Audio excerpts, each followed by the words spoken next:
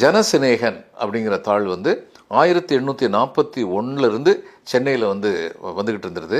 அது செய்தித்தாள்னு மட்டும்தான் தெரியுது. யார் வெளியிட்டாங்க, எந்த விவரமும் தெரியலை. அதுவும் மாதம் இருமுறை வெளியீடாக கொஞ்ச நாள் வந்துட்டு நின்று போயிடுச்சு.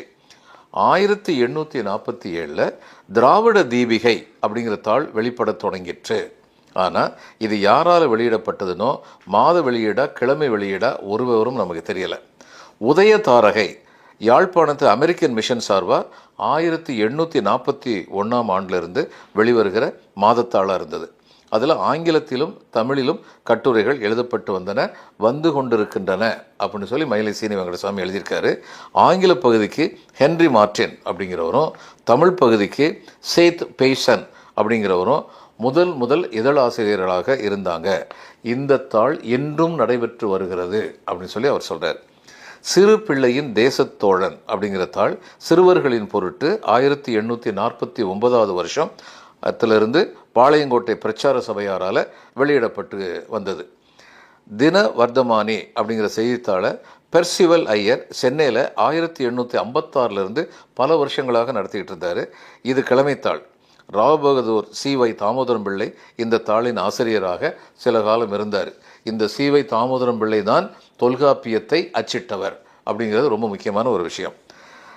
டிஸ்ட்ரிக்ட் கெசட் அப்படிங்கிற மாத வெளியீடு தென்னிந்திய கிறிஸ்தவ பாடசாலை புத்தக சங்கத்தாரால் 1858 முதல் நடைபெற்று வந்தது.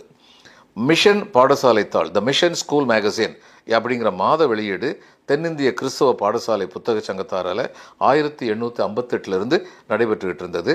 பாலியர் நேசன்கிறது ஸ்டூடெண்ட்ஸுக்காக 1859 நடத்தப்பட்டது. புத்தக சங்கத்தார், அந்த தென்னிந்திய கிறிஸ்தவ பாடசாலை புத்தக சங்கத்தார் அவங்க நடத்தினாங்க. தேசோபகாரி அப்படிங்கிறது திருவிதாங்கூரை சேர்ந்த நெய்யூர் பிரச்சார சபை 1861 நடத்தினாங்க. இது சித்திரப்படங்களோட கூடிய மாதத்தாள். இது இந்துக்கள் கிறிஸ்தவர் அப்படிங்கிற இரு தரத்தாருக்கும் பயன்படும்படி நடத்தப்பட்டு வந்தது. அப்புறம் அருணோதயம், இது 1863 லூத்தரன் மிஷன் சங்கத்தாரால் நடத்தப்பட்டு வந்தது. இந்த ஆண்டிலேயே சுவிசேஷ தூதிகை அப்படிங்கிற தமிழ்த்தாள் நாகர்கோயிலிருந்து வந்தது. அப்புறம் தத்துவ போதினி, விவேக விளக்கம், அமிர்தவசனி, கத்தோலிக்க பாதுகாவலன், சத்திய வேத கொடி, இது மாதிரி 19ஆம் நூற்றாண்டில் 1882 வரைக்கும் பல நியூஸ் பேப்பர்ஸ் வந்துச்சு.